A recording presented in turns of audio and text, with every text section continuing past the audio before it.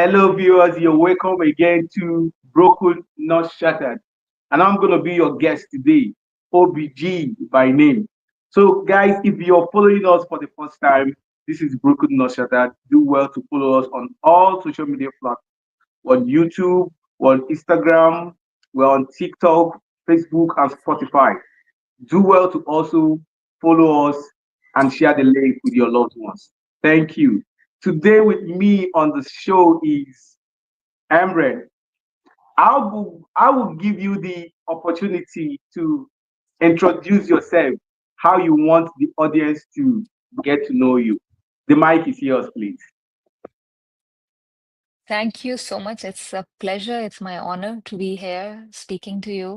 And I introduce myself as an autism advocate first, autism awareness advocate, and then I am a mother to twin boys with autism. The reason why I started advocacy.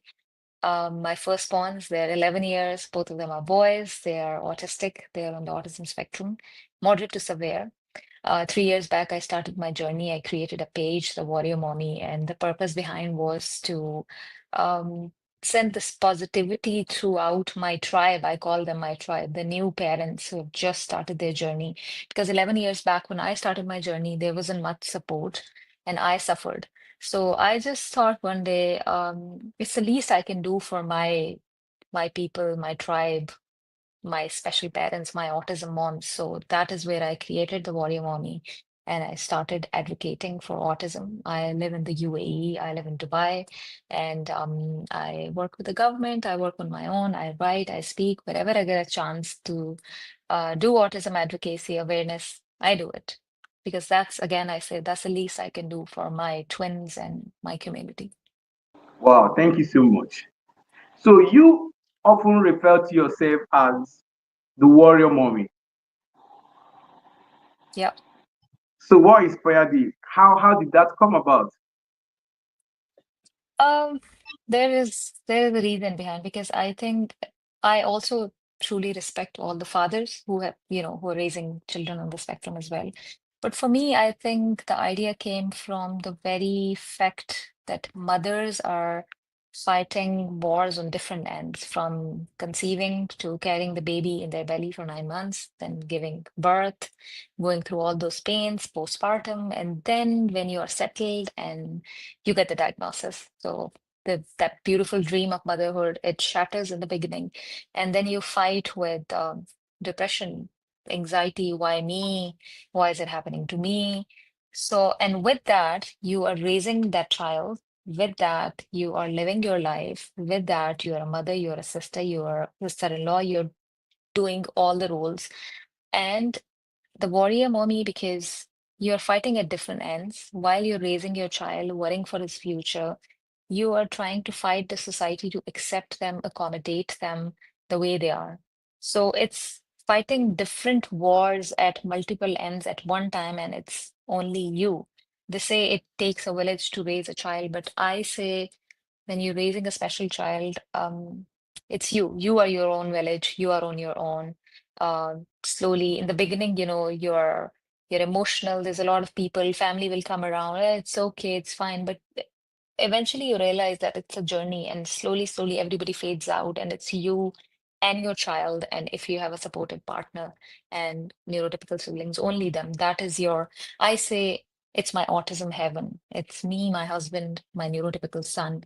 And that is where the word came from, the warrior mommy, because that is what I think all the special mothers are.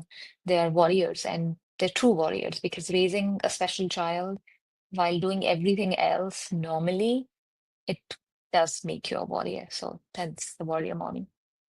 Trying to create a fiction of how you describe this, it starts getting scary. Sometimes I feel we are like human octopus. It's multiple hands. I imagine it like that. It's an octopus who's wearing a metal gear on the head while managing this, that, household chores, your special child, your neurotypical child, your marriage, your relationships. So I I picture myself as a human octopus wearing a metal helmet to secure myself while doing everything else with the multiple hands that I have. Yeah, it's funny. Oh my goodness, it's funny to see that I could just see how it is in your head. In fact, the clearer you it comes, the more scary it becomes. Okay, so before advocacy, who would you say Ambra is? What did she look like before the diagnosis? Hmm. Before the diagnosis, Ambreen was a housewife, and Ambreen had big dreams because she had a background in international relations and politics. So she wanted to get married, have one or two children, and then go back to work with a political think tank. Ambreen was very bubbly, very spoiled. I was a very, very spoiled daughter, a very spoiled sibling. I was very, I'd say, crazy, impatient, and full of life. That I still am, but things have changed. But that Ambreen was, I'd say, too fast, too impatient, less gratitude. And she wanted things to be done just like that and see results just like that. So, yeah, this Ambreen is pretty different from that Ambreen. So let's look at the turning point, right? So you once said that, I mean, you mentioned that, you know, discovering your twins diagnosis, was the hardest part of your life. What gave you the strength? Tell us about that day and what gave you the strength. So I just told you that I was a very spoiled daughter, and it's gonna make me emotional because I was very, very close to my father. Um, I got the diagnosis. I really want to highlight here that when I was trying to conceive, I wanted to have twins. I just used to pray to God all the time. I want twins. So the wish was fulfilled. I had twins. They were my firstborn, like we were over the moon. When I got the diagnosis, it was difficult. It was very, very difficult because it was for two kids, and I couldn't get over it for the first few months. But the thing that gave me strength was my father. God bless him. He's no more with me. He just told me that, every human gets their part of difficulty in this lifetime. It's our religious belief as well. And he was the wall that stood behind me like a rock. And he was like, you can do this. And then I'd say my husband, who right now also took the kids out so that I can talk to you in peace. He was very supportive. I am a very talkative person, so I believe in, crying and venting and taking it out. But he stayed composed. And now, after 10 years, when I ask him why you were so quiet at that time, and he says, if I had crumbled the way you were crumbling, he wouldn't have been able to, make it so far. So there was a reason I was quiet. So I'd say it was my father, my husband, and then this fact that kept coming back to me that if I don't get up for my twins, no one else will. I have to do it for them. I know they have autism, they don't know. And then when I started reading about it, when I got to know the importance of early intervention, I think within 3 weeks, I was sitting at my first therapy center because I just understood that early intervention is everything. So, yeah. Wow. And your husband's response was incredibly powerful. You know, I don't care if they have autism, I'll still love them regardless. This is the exact line that he said to me. I don't care if they have autism. We will love Yeah. them unconditionally. So it's the exact line that he said. Wow. And how did that change your approach to parenting afterward with that See, statement? when I just knew one thing that I am not alone. He is going to be there by my side. And I could see that he is stressed. Of course, absorbing the diagnosis is not easy, and especially if you're a quiet person, if you're an introvert, I could see, he's getting affected by all that. But I just knew that I'm not alone. Like he is going to be there. So we divided, goals. Like I was taking them to therapy and he was doing the rest of the work. We do clash in parenting. We are completely two different people, but I think that is what has worked. I am impatient. He's very patient. I am like, bring it on the table and let's just resolve it. And he like, he'll take time and he'll sort things out. He'll have multiple options and then he'll take the next step. So I think that is how we have kept our balance. And um, when you have, I have always said it, when you have a supportive life partner while raising a special child, it's a game changer because you know that there is somebody I can rely on, I can look up to. So it was comforting. Yeah, that's the word. I think comforting. It was very comforting. It still is comforting. God bless him with good health and a long life. Yeah, it is very comforting. Wow, I can understand that. You know, and that takes me to where I wanted to look at, which is parenting, sacrifice, and resilience. You know, this area is of so much concern to me. And you've often talked about you know parents with special children with special needs parents. Mhm. Often battle with finances, emotions, and even social pressure. So, how did you adapt to lifestyle, and you were able to stay true? I think your lifestyle completely, life takes a 90-degree change when you get the diagnosis. Everything is redefined. I'll use this word. I think your life is completely redefined when you get the diagnosis. Your relationships, they are redefined. Your marriage goes through lots of struggle. Your life is not the regular normal. And to adjust to your new normal, you take a lot of time. And then I have also always said it that autism is an expensive affair. It includes lots of money, since we're still struggling with insurance coverage and all that, all those matters.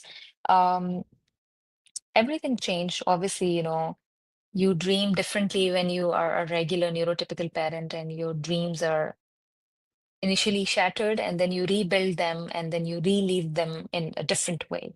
So, with the financial side, obviously, we sat down. You have to be really open about it. And for that, you need to have healthy conversations with each other as partners.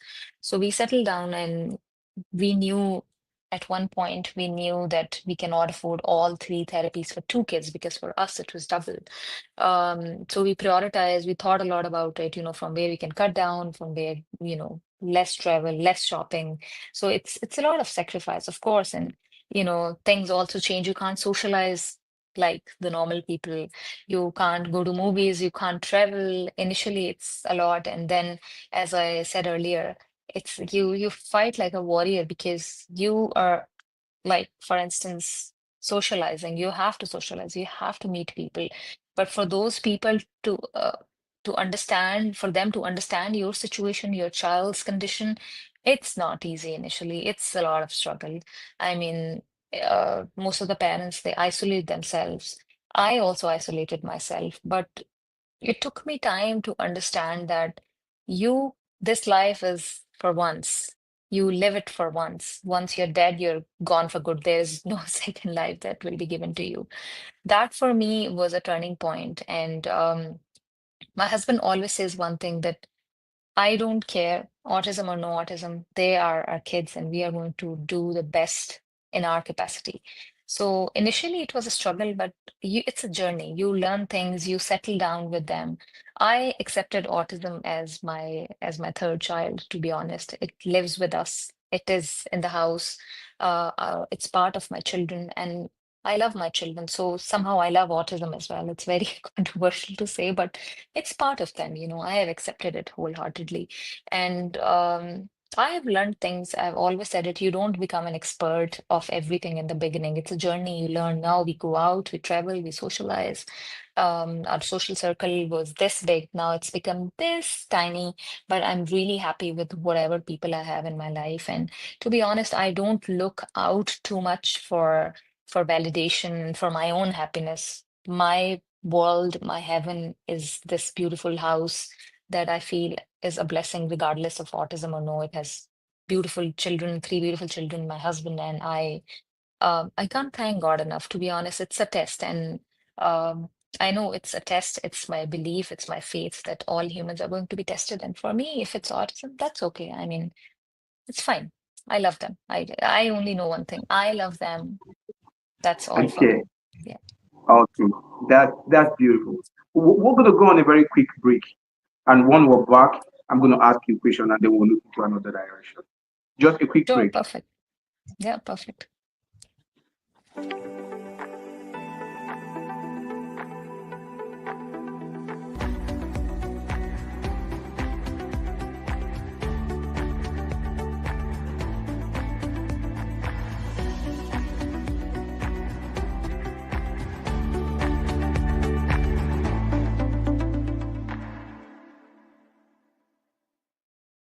Hey viewers, if you're joining us for the first time, this is Broken Not Shattered.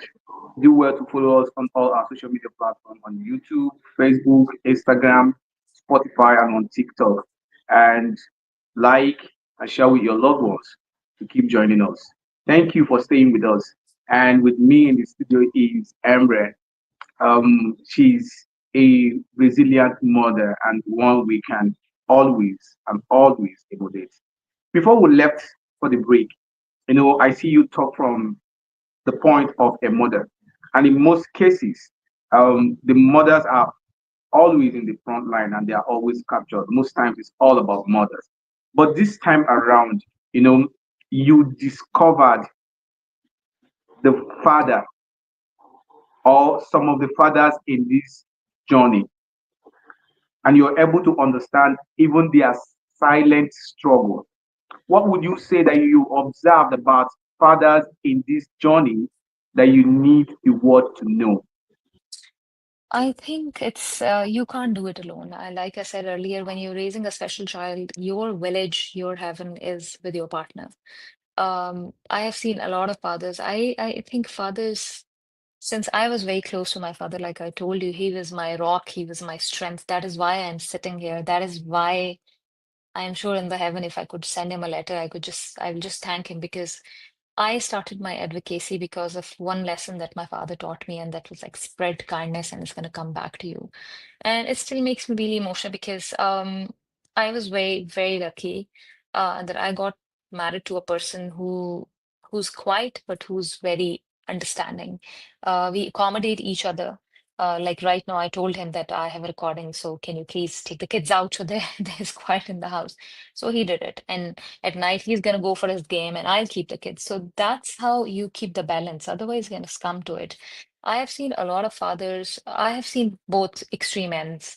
Since I come from a country that is still struggling with inclusion, I'm from Pakistan. I have seen parents, fathers leave the special children, leave the mom. There's a rate of divorce getting really high because they have said it to their wives in their faces that we didn't sign up for this. So that is one sort of fathers existing out there. And then I have seen fathers who will go, you know, above their capacity to make things work for their special child. And I've seen advocates, fathers as well, who are doing advocacy for their child. So it's I think if you say that it's only the mother who does it, no, I don't agree with that. I think it's a combination of both that makes it successful, autism as a journey. Wow, interesting. Um, so let's look at um, advocacy and awareness. Mhm. You've been featured in several publications like the Gulf News and the Nation. And what would you say would be the most impactful feedback you've ever gotten from parents? See, for me, I am no influencer, to be honest. I am just a mother who's trying the least she can do. So I don't call myself an influencer or YouTuber. Um, for me, even if a mother messages me, and I get a lot of messages where mothers will tell me that, we were having a bad day and your video popped up and, we wiped our tears and we're like, yalla, like we can do it. If she can do it with two kids, we can do it too. And I have mothers come up to me and tell me from Canada, from, Australia, from my own country, from India, that we were so hesitant to take our kids to parks because we were scared of the stairs and, but you changed our thoughts. Like now we go out with our heads high, like it's okay to be a mother to a child who is autistic. And then I was very lucky when I started advocacy. Dubai is a country that is trying to be inclusive as much as possible. Just recently, I did a project with Dubai airports where we told the world that how inclusive and, you know, we call them people of determination in the UAE. All the special people are called the PODs, and that's a beautiful term in itself. So for me, the most impactful thing is my page itself. It's uh, on the other end, I also get messages that you don't share struggles of your children. You can't understand. So I just tell them that I made the page because when you say special needs, when you say autistic, when you say disabled, the second thought that comes to your head is sadness, depression, grief. That is what I wanted my page to change. So I created this page to send this hope, this note of positivity out there to my tribe that it's okay if your child is autistic. It's still life. It's for once. Live your life. And if you can't live it for yourself, live it for your child. And I tell you, in my weakest moments, um, it's my twins that give me strength to get back up again. Just recently, I got diagnosed with an autoimmune disease myself, and I was really angry, to be honest, that why, like, why me again?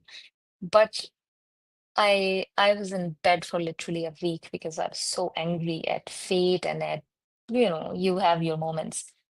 My twins did not leave my sight for a day. They used to be there cuddling, playing like kittens, and that is what gave me strength to get back up again. And that is what I want to tell the world through my page as well, that it's absolutely fine. You can't undo autism. So why not accept it, love it, and consider it as a part of your child, your family, your home, and live life with whatever you're being given. I mean, instead of crying that, oh my God, why is he not a normal child? Why not accept autism and live life with it? No, so now this brings me to ask you, you know, um, what are that misconception about autism that you're willing to challenge? The biggest misconception about about autism that you're willing to challenge. I think the big misconception about autism is that you can cure it. That is what I hate listening to. It irritates me and it agitates me. And I wish I could just write it on my forehead that there is no cure. Autism is a neurotype. And then secondly, everyone you see on the autism spectrum is not Steve Jobs. He is not Einstein. Because the first thing that you tell a new person, like my child has autism, and they're like, oh my God, Einstein was also autistic. No, every child on the spectrum is not Einstein or Steve Jobs. Every child on the spectrum does not have a hidden talent. And thirdly, each year you're going to face different challenges. Challenges that I had with them when they were 5 were entirely different than the challenges that I'm going to have with them when they will be teenagers. So be prepared. And fourthly, um, autism is expensive. You need to think wisely. Uh, this is the biggest, I will not say misconception, but it's a misunderstanding that initially you put in a lot of money and things will be sorted. So you need to be really careful, and that is where I always say parents need to be practical because you will need a lot of money. It's a very long journey. And another misconception is that it might be controversial to say you getting paranoid with diet. I've seen people getting everything done just because XYZ did it and their child got so much better. No, you need to understand that it's a spectrum. It's if one medicine or one form of therapy is working for one child, it might not work at all for the other. That is what makes it a spectrum. And then lastly, 25% children on the autism spectrum do not speak. They are non-speaking. They're going to stay non-speaking. Uh, you need to accept it. It's a very hard reality, and parents will do anything just because they want them to say words. So please just come out of this paranoia. You are so lucky that you are living in an era where you have multiple communicative aids that you can use, be it, cards, sign language, AAC, the devices, the tabs. consider yourself lucky instead of crying for them to, he's not talking, he's not using words. No, every child has a form of communication. Please try to understand that. And it's really frustrating for the child as well when you push them for something that they are not made for. Some children are made non-speaking by God. So you need to accept it. And instead of challenging it, just try to find ways to help your child use other forms of communication. Getting interesting. So through all this, what would you say will be your biggest personal transformation spiritually, emotionally, or as a mother? That's oh my God, I hope it doesn't make me cry. As I told you, I was a person who was really impatient and very Let me not spoiled interrupt and you. Sorry. Let me not interrupt you there, but I want you to tie it also to how do you keep hope alive in your hardest days? so for me, the biggest transformation as a person is I have more gratitude now, to be honest. I'm a very unthankful person, very furious, very impatient. Autism has Autism has taught me gratitude, being thankful. Every night when I sleep, religiously I do it. Before closing my eyes, I just thank God for this life, for my kids. And I just pray if it's life, and I know death is the biggest reality of this life. And I just pray that if I don't wake up tomorrow, just please make people kind towards my kid and don't keep them hungry and always keep a shelter on their heads. It's the gratitude that autism has taught me. And as a mother, I'd say it's been a journey. Initially, I was very depressed. I was very emotional, but with the passage of time, I learned, I now I hold my horses literally, really, I'd say well. Initially, I was all over the place. And spiritually, again, I'd say it's gratitude, and I've understood that every human on this planet, because I am also somewhat a religious person as well. I'm a Muslim. I pray 5 times, I recite Quran. Um, and I believe in this verse very strongly that with every difficulty there is ease. And if you call it difficulty, this blessing, me talking to you right now, me living in a country that's so inclusive, me being blessed with another neurotypical child, me being blessed with a husband who's so understanding, me blessed with 3, 4 friends who are more than family to me. It's the ease that has come with this difficulty. My father was the biggest ease that my Allah provided me. He's the reason, again, I'd say I'm sitting here because of him, because of whatever he taught me. So spiritually, I have just come from here to literally here. Now I thank my God more. I try to, be very regular with my prayers because I want to thank God for everything. I am a person who believes in living life to the fullest because I know once you're dead, you're quiet and gone forever. So I want to enjoy every freaking moment of my life with my twins and my other child as well, of course. This is beautiful. So looking forward, what would be the piece of advice you would give to a parent or parents who just received their child's diagnosis? Now, what would be that piece of advice for those parents? It's not easy. Uh, it's difficult, but you will learn. It's when you get the diagnosis, uh, again, I'd say you're broken, you're shattered. The dream of parenthood completely gets shattered. Um, Take your time. There's no hurry, but remember few things. Bounce back because early intervention is everything. Stop looking for cures. There is no cure to autism. Understand that it's a spectrum. Every child born in the spectrum cannot be Einstein and Steve Jobs. It's very, very important for you to learn that. And do your own research. Do not follow what your other other community members are doing who are ahead in this journey. And find your people. You will always have a community around you who has kids who are older than your kids and they have had a journey. It's lovely to connect with people who are a few years ahead in your journey, they can tell you better, they can calm your nerves, they will tell you that it does get better. And uh, you need to be really, really strong. And when I say strong, it's not like, you are in this warrior mode 24/7. Take your time. If you want to cry, cry. If you want to went out, have your own life. And if you have a child, I have two kids who are moderate to severe. Um, do not become paranoid with putting them in mainstream schools that my child has to fit in. Don't do that.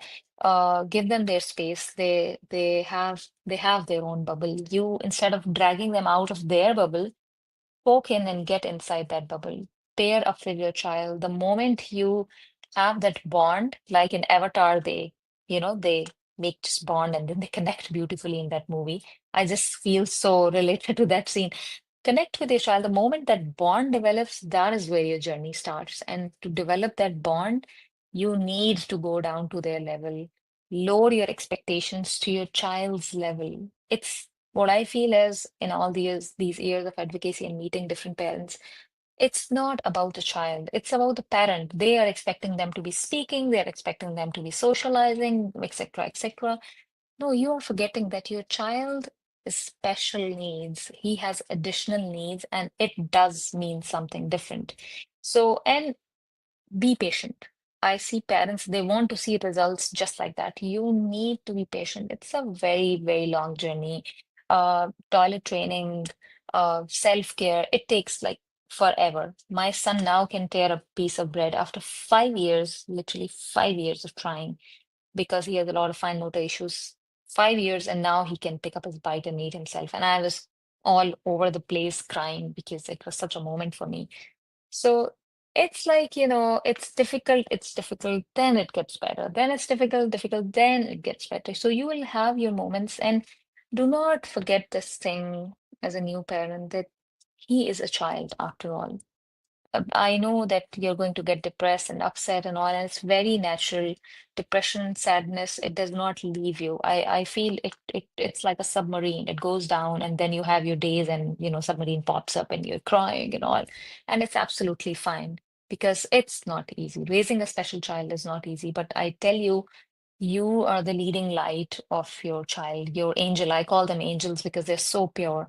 Um, just understand your duty. You have been given a duty, and stop asking yourself this question that why me? Because some things are beyond our thought process. We can't even go there. And have faith regardless of what religion you belong to. Pray. Prayers can change things like nothing else. And find your community, find your tribe, connect with the parents who are on the same journey. And if you don't have anyone else, I am there. Talk to me, and hopefully I can calm your nerves down. Thank you. So, what next for the Warrior Mommy? Any projects, writings, publication? What next? I am working on a few projects. We're doing this project with Dubai Airports. I am very honored to be a part of it. I'm working on my book. Hopefully people are going to love it. It's also the title is also The Warrior Mommy. Hopefully it will be published by April. And other than that, I'm working on different collaborations. I'm trying to balance. I don't take too much work as well because I have so much on my plate already. So I am not a very social person. I'm very picky about work. I'm very picky about the collaborations that I do. Like I said, I'm no regular influencer. If anybody reaches out to me for a collaboration, I just tell them that I don't promote things that I don't use myself and I don't use for my kids, because I feel being on a social media is a liability on your shoulders as well. So if I'm going to promote anything, it has to be top notch. It has to be something that I can use for my kids only then. So yeah, lots of going on. I've been nominated for an award. There's a lot of amazing people with me. So yeah, yeah, there's a lot going on. Keeps me busy. Interesting. So, if you are to sum up um, your message in one sentence, what will be that message you want to pass across to families around the globe? Be kind. because kindness is contagious, kindness is free, and all these children who are created by the same God who created the normal neurotypical people also created these special angels. They don't need your sympathy. Be empathetic. Teach your neurotypical kids to be kind and teach them this lesson that all these kids, autistic, dyslexic, cerebral palsy, Down syndrome, all of them have full right to parks, to malls, to play areas. So next time, if you roll your eyes on a child who's clapping or stimming or having a meltdown, just don't do anything. Just pass a smile and tell that parent that he's doing amazing. And it's only two words that can be a game changer in for parents like and families like me. Be kind. Kindness. My message of kindness. Kindness. So I think this is it today on the show. But before you leave, there's a culture of ours where we have the guests give a drop of question for the next guest, irrespective of who the guest might be. And there is no right or wrong answer to the question.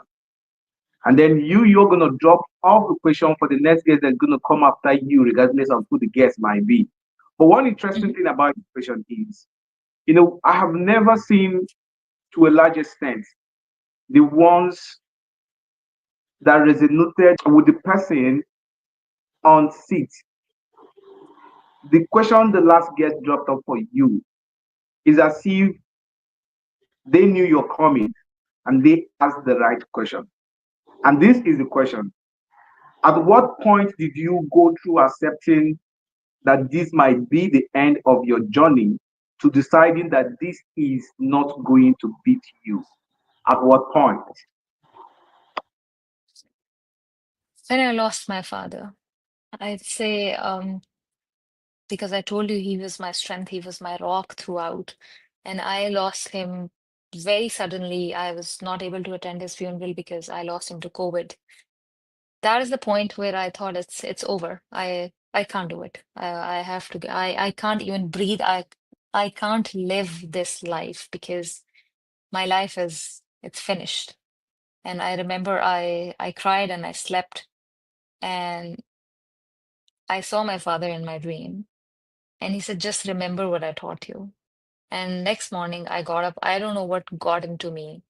And I was like, no, there was a reason he was part of my life and him going like this in COVID all of a sudden is also a lesson by the universe to me that nothing in this life is permanent.